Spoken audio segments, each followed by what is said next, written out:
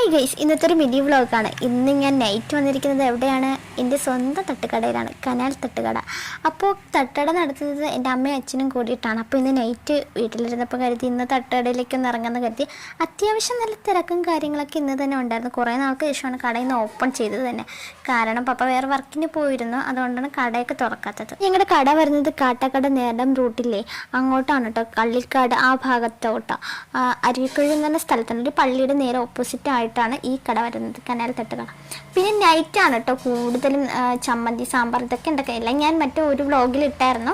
അപ്പോൾ ഇപ്പോൾ എന്താ പറയുക, മാപ്പിൽ അടിച്ച് നോക്കി നിങ്ങൾക്ക് കിട്ടുമായിരിക്കും, കനാൽ തട്ടുകട അടിച്ച് നോക്കി കിട്ടുമായിരിക്കും. ഡാമിലോട്ട് പോകുന്നവരും കളിക്കഴൊക്കെ വരുന്നവർ, അമ്പൂരിയിൽ ഭാഗത്തോട്ടൊക്കെ പോകുന്നവരൊക്കെ ഉണ്ടെങ്കിൽ കടലിൽ കയറി കഴിക്കണം കേട്ടോ.